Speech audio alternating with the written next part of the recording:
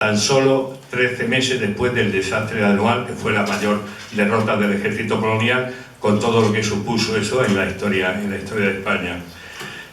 Después, bueno, porque se trataba de un tema que afectaba a una institución como era la institución militar, de la que toda la gente esperaba que hubiese una ejemplaridad. Claro, hay que tener en cuenta también que, y eso lo dice el propio López Rienda en su libro, que aunque era un tema que afectaba al ejército, evidentemente no era todo el ejército el que actuaba de esa manera, sino que dentro del ejército había comportamientos muy ejemplares, y eso lo pone de manifiesto López Rienda en su libro. Después también porque en ese momento, es decir, estamos hablando de septiembre de 1922, y todavía en ese momento hay cerca de 500 españoles que están en manos de Abdelkrim. Son esos españoles que han caído, que se han podido salvar del desastre de Anual y incluso de la matanza de Monte Arruy, y van a estar 18 meses prisioneros en manos de Abdelkrim, que pedía para su liberación 4 millones de pesetas. 4 millones de pesetas que se pagarán en su momento.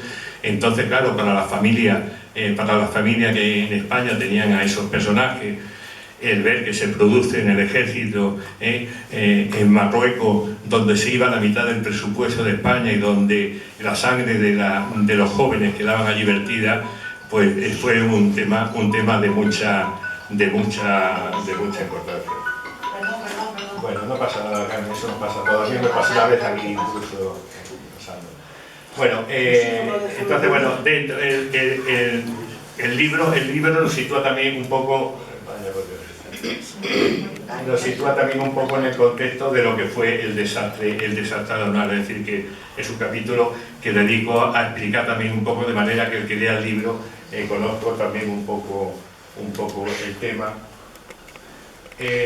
Como decía antes, una de las características del libro es que estamos hablando de un periodismo de investigación, es decir, que con López Rienda y con otros escritores aparece en España lo que es el periodismo de investigación. Ya no es el periodista el que se limita a contar unos hechos, sino que el periodista va en busca de la noticia, como es ahí el caso de Luis de Oteiza, que era el director de La Libertad, que precisamente en ese mes de agosto de 1922 estaba en Artir, había ido al feudo de Abdelkrim para entrevistarse con Abdelkrim para saber de los prisioneros.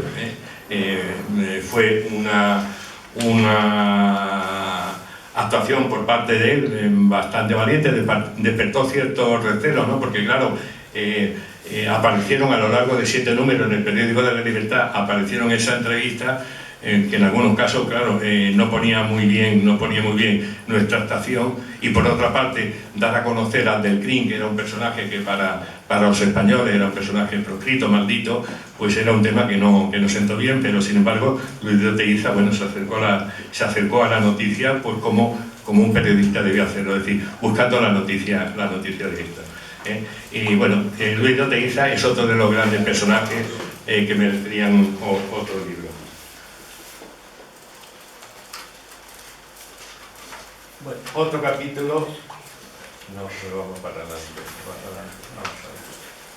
otro capítulo importante que trato en el libro es el debate sobre la corrupción en el Congreso. Es decir, se produce la corrupción, pero claro, hay que entender la corrupción en ese momento, en ese contexto en el que estábamos, cuando, es decir, hacía tan solo 13 meses que se había producido el desastre anual. Después del desastre anual, en el Congreso se produjo, a los 2 meses del desastre, es decir, el Congreso tardó bastante en reunirse. El Congreso abre las puertas en el mes de octubre para analizar la política de España en Marruecos, y en ese análisis, en la que intervienen varios diputados, una de las causas que se atribuían como del desastre era la corrupción. De ahí la importancia que va a tener después, es decir, todo esto es para situar al lector lo que ese caso supuso, ¿no? En el Congreso, algunos periodistas, pues bueno, Destacaron como causa fundamental del desastre, que evidentemente no fue la única, fue importante en la medida en que se produjo, pues destacaron todo ese tipo de situaciones que se habían producido.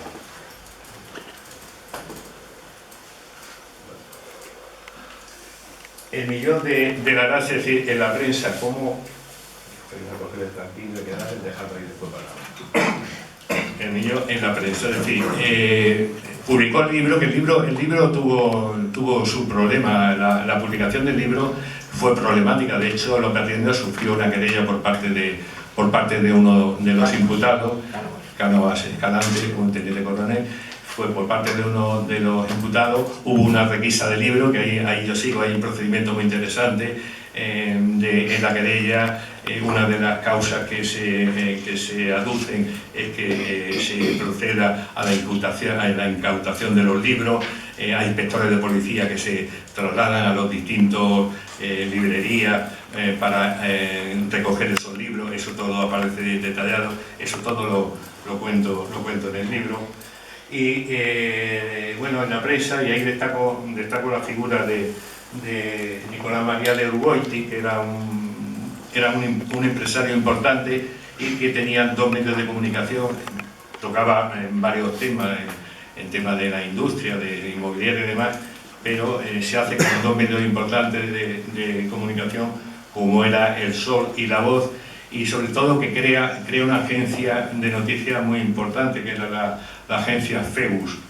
Había una anterior, la agencia Fabra, pero crea una agencia de noticias donde empiezan ya a destinar ahí a periodistas que van a determinados sitios cubriendo la noticia. De hecho, en las páginas de prensa, cuando se accede a las noticias sobre el millón, muchas vemos que están entre paréntesis y aparece Febus como el informador de esa noticia.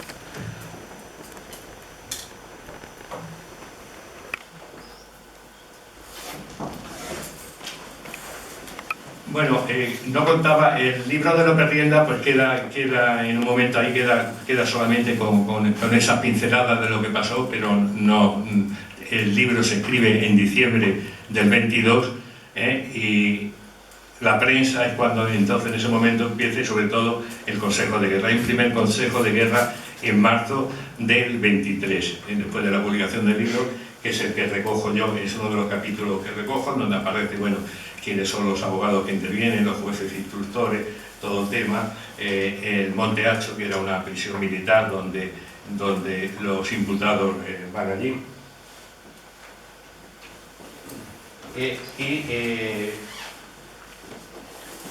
Ese consejo de guerra da lugar después, y no están conformes los abogados del capitán Jordán, no están conformes, y hay un consejo posterior, una apelación ante el Consejo Supremo de Guerra y Marina, que se celebra en el mes de marzo, de junio del 23, y donde se hacen firmes las condenas, ¿no? Se le pedía al capitán Jordán, se le pedía 20 años en habilitación y demás, y al colaborador, que era un paisano, Gargallo, se le condena a 2 años. El tema de Gargallo es un tema interesante porque era un personaje que era el hombre de baja del capitán Jordán. El capitán Jordán le dice a Gargallo que le deja el millón de pesetas. Él dice al compañero que estaba en Cádiz, que el dinero lo había enviado a Cádiz, no, él se lo da a Gargallo y le dice: mira, aquí tienes un paquete, no le dice lo que lleva, aquí tienes este paquete, guárdalo y solamente esto lo entregas a petición mía o de un juez.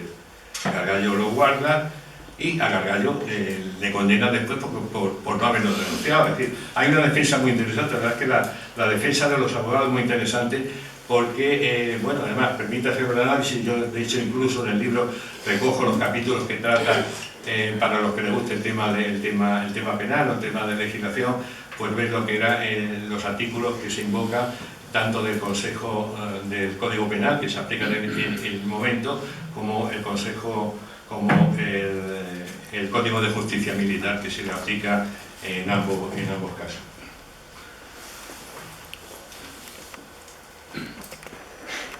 Bueno, y en cuanto a la prensa, que va a ser muy importante, es decir, cómo ve la prensa este caso que lógicamente cuando sale 1 millón de pesetas, la prensa, alguna prensa recoge la noticia, claro, evidentemente tenían que partir de la fuente de información, toda la prensa no tenía un periodista destacado para buscar las noticias, sino que se tenían que servir de la fuente de información, y después no toda la prensa estaba dispuesta tampoco a cacarear ese caso en momentos donde la situación política de España pues era bastante complicada y bastante convulsa. Pero va a haber un periodista que va a liderar toda esa acción, que es Manuel García Barreto, en un periódico que era La Acción. Este es un periodista extraordinario, era lagunero, canario de La Laguna, y va a escribir una serie de artículos a lo largo de un periodo bastante extenso. Va a publicar en La Acción una serie de artículos relacionados con la corrupción, pero que él la va a elevar, es decir, él va a tomar el caso del Millón de Larache como caso importante, pero va a elevar la corrupción a nivel nacional, es decir, ya no se va a centrar en el tema de la intendencia, sino que va a centrarse en toda esa corrupción que se daba en los ámbitos políticos. Y la verdad es que hay ahí artículos que son interesantísimos, y él proponía, para acabar con todo ello, proponía además una cosa muy curiosa, que por lo visto se había hecho en Francia, que era la revisión de fortuna. Decía, bueno, no parece lógico, o hay algo cuando personas que sabemos las cantidades que están ganando lleva ese tren de vida, ¿no? Es decir, había personajes que se les veía en los casinos con coche, con querida, con tal y cual. Es tan fácil como hacer una revisión de fortuna. No es misión del periodista, el periodista no es misión nuestra, ni ser delator, ni nada. Nosotros sacamos a la noticia y son después los que tienen que intervenir. A Manuel García Barreto, que firmaba como el Duque de G, o sea, todos sus artículos eran como el Duque de G, incluso él, como Duque de G, le escribe a Manuel García Barreto, es decir, que la gente no sabía realmente que detrás de esa noticia, o sea, detrás de toda esa información, estaba el director del periódico, que era la Acción. Y sufrió el acoso también de algunos, y de hecho hay un comandante también que firmaba como el comandante N, bueno, pues surge ahí todo. Y bueno, ahí recojo también, hay apoyo a esa campaña, es decir, que cómo se vio la corrupción. Pues bueno, hubo gente que evidentemente que apoyaron esa campaña que estaba haciendo, es decir, ahí él se vio un poco solo en esa lucha, lógicamente, y había recogido ahí una frase, por ejemplo, que están extractadas de un artículo que escribe cada uno de ellos, Pablo Iglesias, por ejemplo, decía, bueno, que más tarde o más temprano todo ese estallido, todo lo que se estaba produciendo, dice, más tarde o más temprano esto tiene que dar lugar a una revolución. Álvaro Albornoz decía, queda algo por corromper, dice, dinero fácil sin esfuerzo, para el coche, para el champán, para la querida, es decir, Álvaro Albornoz estaba poniendo de manifiesto todas esas personas que llevaban una vida de lujo y que, bueno, cualquiera podía verlo y sorprenderse de cómo podía llevar esa vida con poco dinero. Y bueno, ahí abajo he puesto Álvarez Albornoz, pero es Ramiro de Maeztu el que aparece en la foto de abajo. Bueno, y ahora llegamos, para mí el libro tenía dos partes fundamentales a la hora de escribirlo. Una de ellas era efectivamente profundizar un poco más sobre el escándalo del millón, que es lo que era, que tampoco era que se llevase 1 millón de pesetas, ¿no? El libro es otra cosa, porque el dinero apareció. Lo que sí que se puso de manifiesto es que mensualmente se repartía dinero de las ISAs que sacaban de las compras que se hacían, ¿no? Donde se falsificaban facturas, o como decía como decía el profesor Riesgo, en el caso de Arturo Barea, que lo cita en la trilogía de la fuerza de Oro Rebelde, los que estaban a cargo de las obras, pues efectivamente trapicheaban, pues poniendo más personas que trabajaban o poniendo más cantidades de piedra de la que se pagaba que la que no había. Es decir, que había mucha posibilidad de sacar dinero. ¿Por qué? Porque estamos hablando que había unos efectivos militares numerosos. Había del orden de 50.000 militares. Los soldados tenían asignada una ración por ordenanza militar, por ley, es decir, que cada soldado tenía diariamente asignada, pues recuerdo alguna cifra, 200 gramos de legumbre, que podía ser judía, tal, tantos gramos de sal, tantos gramos de todo eso, y en base a eso se confeccionaba después los ranchos y los sueldos, los pagos. Entonces, claro, si un soldado tenía 200 gramos de legumbre ese día de alubia y el de cocina pues le ponía 120, pues lo único que pasaba es que el soldado pasaba más hambre que no sé, que yo qué sé. Y después, sí, en esa lista de cocina, todo eso, porque los estadillos sí que funcionaban en el ejército, había estadillo para todo, eso hacía. Si en el estadillo que había que elaborar diariamente figuraban que habían comido 50 personas, pues después resulta que habían comido 25, es decir, que había mucha manera de distraer de ese dinero, y ese era realmente el problema, que se estaban repartiendo unos beneficios mensuales que eran de cierta importancia. Y claro, la persona que se enfrentó a todo esto hay que situarse 100 años antes, estamos viendo los casos de ahora que decía Basilio, pero hay que situarse 100 años antes en Marruecos, en el protectorado de España, ante el estamento militar, y un ex sargento de regulares, el sargento de regulares había pedido la excedencia porque era un hombre que estaba dedicado al mundo del periodismo, al mundo de la escritura y demás, escribe ese libro. Hay que tener valor en aquellos momentos para enfrentarse a todo eso, pero mucho valor. Vemos hoy día vemos que cualquier denuncia de cualquier tipo sabemos las consecuencias que se pagan. Ahí no solamente nos importó, y es cosa curiosa, porque todo eso que debería, ¿no?, haber supuesto, que hoy le supondría un perjuicio bastante grande, seguro. No, él contó con el apoyo en todo momento del ejército, porque fue un personaje que después de publicar el libro recibió numerosos homenajes, incluso por parte del ejército, fue condecorado por parte del ejército. Sanjurjo, que fue el que levantó el caso, ¿no? Hay que hablar en este caso también de Sanjurjo, es decir, todos los personajes tienen sus sombras y sus luces, ¿no? No todos son sombras en todos los personajes, y en el caso de Sanjurjo, bueno, pues el hombre afrontó ese caso y después mantuvo una buena relación con López Rienda. ¿Sí? Si lo hubiese molestado, ¿no?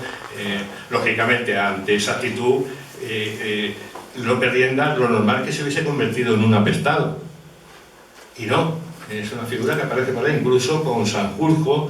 Después López Rienda hace una serie de crónicas militares, porque era un personaje fabuloso. Con Sanjurjo dormirá muchas noches en campaña cuando están los dos en el frente de batalla. Entonces, López Rienda es un personaje extraordinario. Me voy a hablar un poquito de él. Y él nace en Granada y con 16 años sufre una especie de desencuentro amoroso, por lo menos eso aparece en uno de los cuentos que cuenta, es precioso, aparece en el libro, y con 16 años se va a la Racha, a la Mili, con 16 años. Él se estaba preparando para estudiar Derecho, es decir, que era un hombre que era un chico que, bueno, tenía una cierta formación. Y medía unos 73, eso viene en su hoja de servicio, me parece ahí, medía unos 73, muy alto para esa estatura, y con tan solo 17 años ya lo eligen cabo. Eso ya denota algo. Es decir, lo eligen cabo cuando los cabos en el ejército lo elegían por elección sus compañeros, ¿no? Decían, bueno, queremos que sea cabo. El cabo era una autoridad en el ejército, Los que hemos hecho la mili lo sabemos, que un cabo te podía pegar un guantá y vamos, te quedabas con la guantá, pero ahí, ¿no? Lo eligen cabo con 17 años. eso ya significaba algo, ¿no? Primero que era un hombre de estudio y después un hombre que gozaba del aprecio. Y ese aprecio se va a manifestar a lo largo de toda su trayectoria. Él va a escribir en el diario marroquí, que va a llegar a dirigir, va a ser corresponsal del Sol, del Debate, de Granada,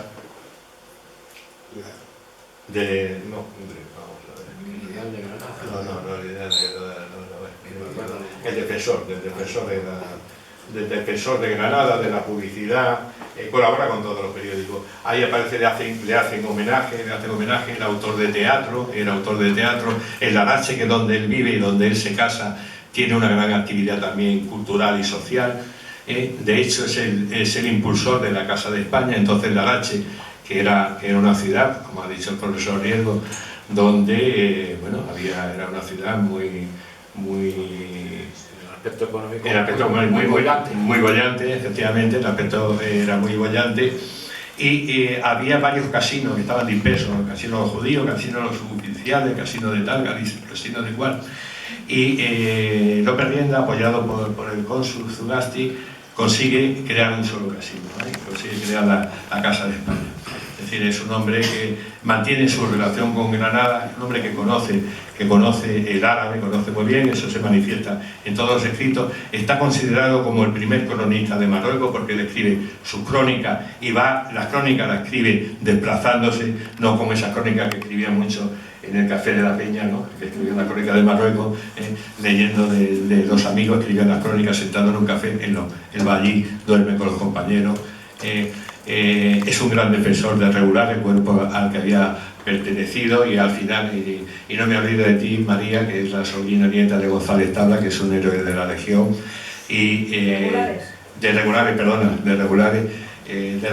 y López Rienda, que era de regulares, pues sentía un gran cariño por ese cuerpo, y el cuerpo también sintió, porque de hecho lo homenajeó.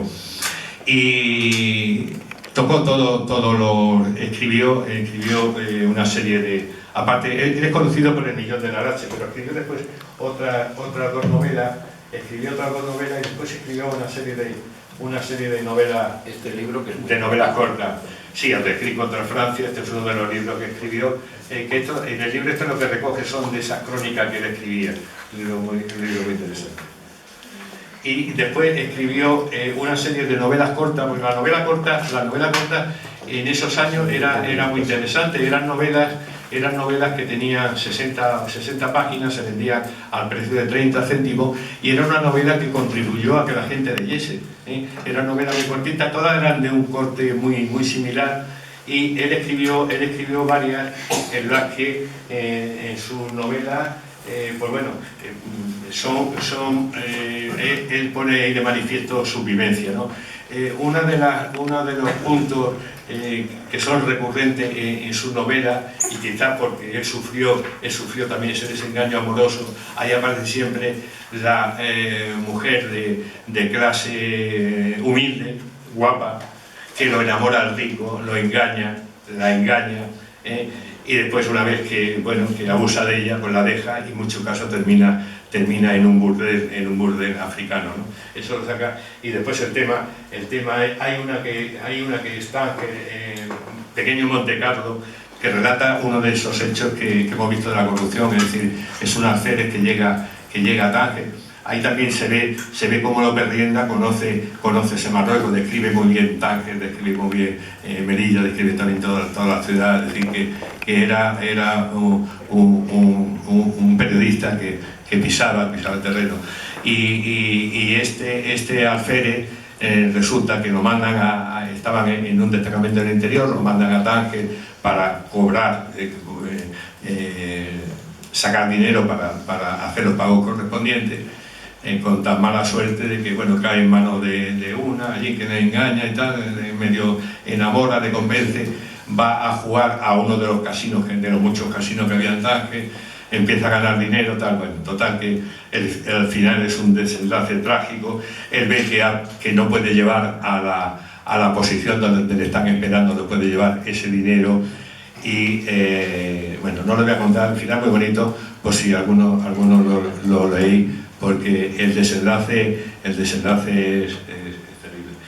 Y bueno, y López Rienda, que fue también pionero en el cine colonial, es decir, interviene en películas como actor, después como director. Incluso hay una película que me encarga la Dirección General de Polonia, es muy interesante. Estoy intentando a ver si localizo, porque creo que está en la Filmoteca de Cataluña. Le dan un dinero para hacer una película en la que haga, digamos, promoción de la labor cultural de España en Marruecos, que como muy bien ha dicho Basilio, nuestra presencia en Marruecos tuvo también connotaciones muy interesantes, y eso no lo podemos olvidar.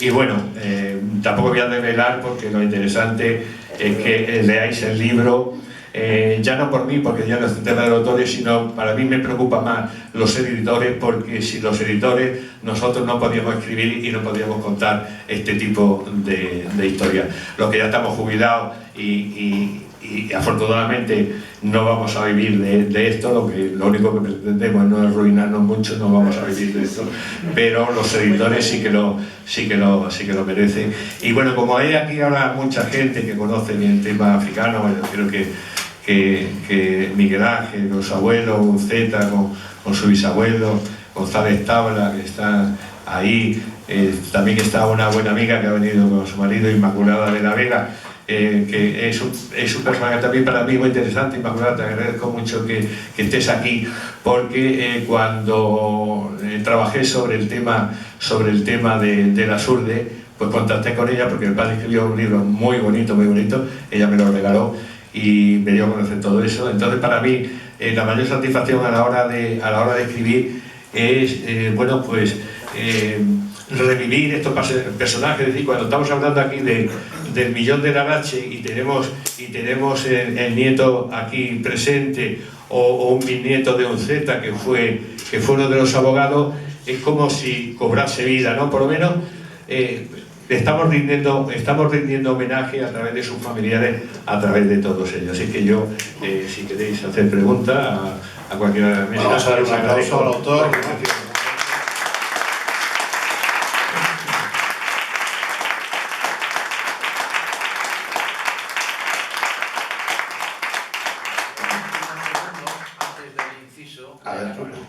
Un momentito, por favor. Ahora vamos a hablar un poquito en calidad también de editor, para hablar del proceso de edición del libro, y luego Armando ha sido tan amable que va a intentar encontrar un micro para que ustedes hagan las preguntas, porque el acto se está grabando y es importante que se recoja cómo es debido la voz. Incluso si saliesen aquí, pues podrían salir en la grabación, pero si no es posible, Armando, sí, están yendo a buscarlo. Entonces, mientras está en el micro para que puedan hacer las preguntas, me dejan esos 2 minutos que yo decía antes en calidad de editor, ¿no? Primero, para comentar que efectivamente estamos ante un libro que ha bebido en bases primarias y que está perfectamente documentado. Eso es algo también que hay que poner de relieve. Luego, en cuanto a la estructura de la obra, también hay que hablar de protagonista, porque es un libro que ha sido prologado por un personaje, por un investigador muy significativo para nuestro autor, para todos nosotros, pero especialmente para él. Yo creo que hay que mencionarlo, don Alfonso Bullón de Mendoza, marqués de Selvadell. Te lo agradezco, porque se me ha olvidado y es muy importante para mí, muy importante. Claro, pues estamos hablando de un historiador y catedrático de historia, ¿no?, que pues le hace un pórtico que no es de compromiso, sino que pone de relieve la importancia de esta investigación, ¿no? Yo creo que habría que comentarlo. Y luego, que es un hombre, perdona, que acaba de cumplir 100 años, claro, y tiene la cabeza mejor que... No, y además hay que agradecerle que cumplió escrupulosamente con los plazos para que pudiese salir este libro en el último tramo de la Feria del Libro de Madrid. Entonces, bueno, pues todo eso yo creo que merece que al menos le mencionemos aquí hoy.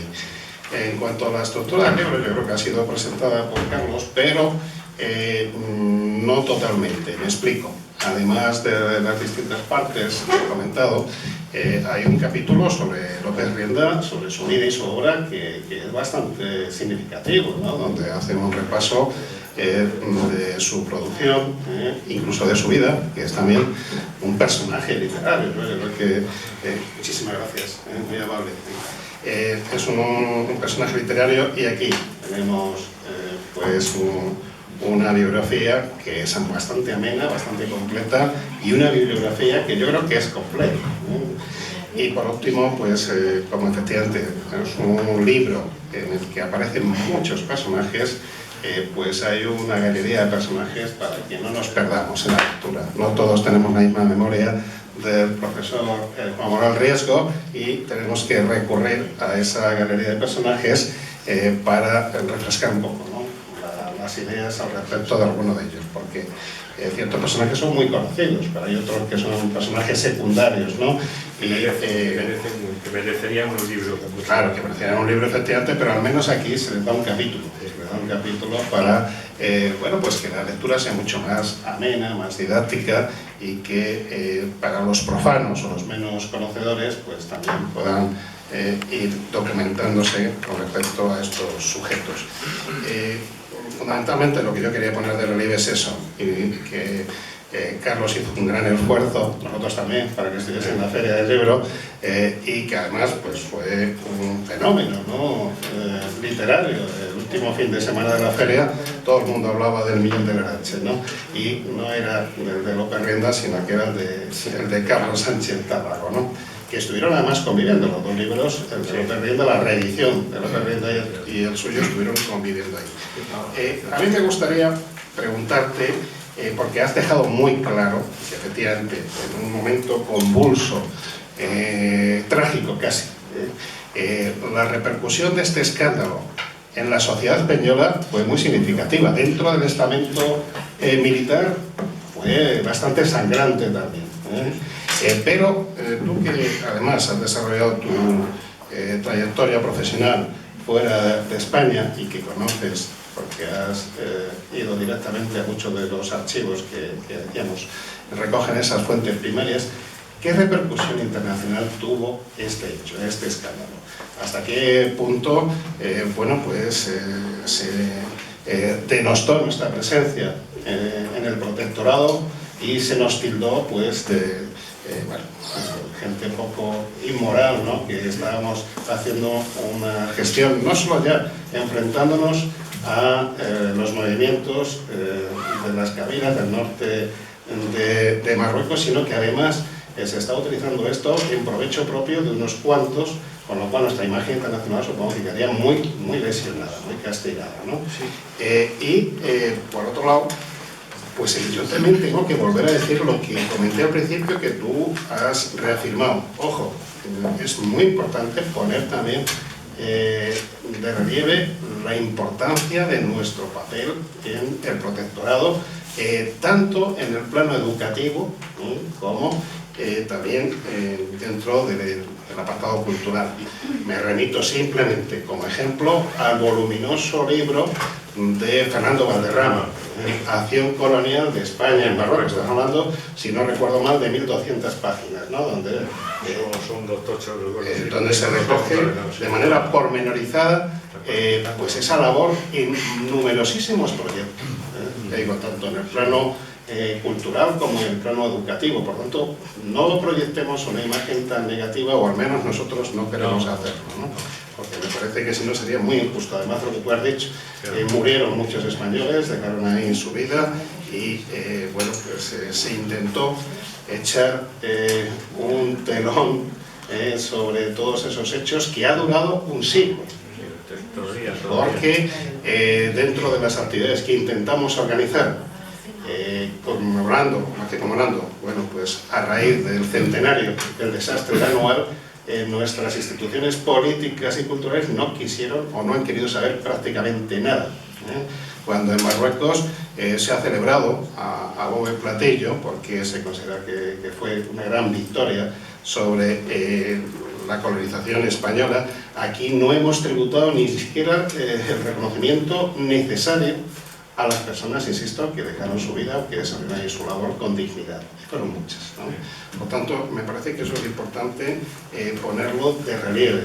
Y bueno, pues habrá otras muchas cuestiones porque ya Armando ha traído el micro y podemos abrir. Te respondo un momento a tu pregunta, y respecto a la repercusión internacional, sí, yo en el libro precisamente recojo algunas reseñas que aparecen en periódicos de Francia y de Inglaterra, Reino Unido, que se hacen eco. Hay que tener en cuenta también que en aquellos momentos, bueno, era un problema que afectaba a España, tampoco había esa facilidad, digamos, de conocimiento, de publicaciones, esa interconexión como hay ahora, que es la noticia que surja de ese modo, y en una Europa que estaba también convulsa con otros problemas, y el de España, pues bueno, lo destacan en alguna, ahí hago reseña.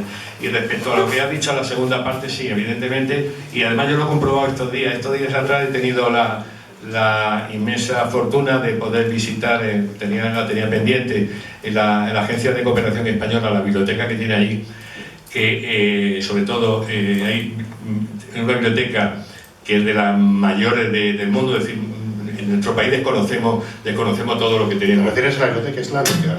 Me refiero a las dos, bueno, me voy a referir a las dos, porque reúnen las dos bibliotecas, reúnen la biblioteca hispánica, donde es impresionante lo que hay allí, recoge allí desde el siglo XVI, impresionante. Hay además una exposición que aconsejo que vayan a verla, se puede visitar, y después la biblioteca islámica. Claro, cuando entras en la biblioteca islámica, a través de hay siete edificios donde hay miles de estanterías, un millón de libros, entras en la biblioteca islámica. Sobre todo yo me interesé más en visitar la parte, fui acompañado de Luisa Mora, la directora de la biblioteca, la parte que recoge todo el tema del protectorado. Cuando uno ve todos esos libros que se escribieron en su momento, todo ha citado el de Fernando Valderrama, que era un arabista increíble, que tiene una gran producción donde recoge toda la acción cultural que se hizo, que fue muchísima, Blanco y Zaga, es decir, hay una serie de militares que escribieron allí muchísimos libros relacionados con todo aquello. Es decir, que lo que pasa es que nosotros nos quedamos solamente con la parte más negra, pero detrás de todo eso, y ves toda la cantidad de libros que hay allí, y uno se da cuenta de todo lo que todavía desconocemos. Hay mucho por descubrir, ¿no? Entonces te das cuenta que bueno, que esto es un granito de todo ese conocimiento que tenemos ahí. Luego al final comentaremos que efectivamente tenemos un ciclo en marcha, que es España en África, que se ha empezado ya a desarrollar el Ateneo, y tenemos otro actualmente que es el ciclo de colonialismo visual, que tiene que ver mucho con el acto de hoy, pero eso lo dejamos al final para no interferir en las preguntas de ustedes. Muchas gracias. Si alguien quiere preguntar, tenemos aquí el micro. A ver, yo quería antes decir que un punto de apoyo, que es que de Gargallo, el testaferro de Jordán, que es el que esconde el dinero, que dice que, como ha dicho bien Carlos, que estaba en Cádiz, pero no lo tenía escondido Jordán, es un soldado que él conoce cuando está haciendo su servicio militar, sus órdenes. Pues luego 4 años después, así más o menos, que está libre, es el subdirector de la Valenciana, la compañía de autobuses más importante del norte de Marruecos y luego también del sur. Que, por cierto, algunos de aquí que han residido allí sabrán mejor que yo, en el año 74 seguía funcionando todavía, porque yo conocía a uno de los descendientes de los dueños, Pliego se llamaba, y era una empresa importantísima. Y luego ya contaré al final de las preguntas un episodio muy curioso de Rafael Salazar, porque por cierto Alcalá Zamora renunció a defender a Jordán. O sea, aquí están los abogados más famosos de España en aquel momento. ¿Nadie quiere preguntar? ¿Nadie quiere participar? Para animar un poco. Ahí tenemos. A ver, vamos allá.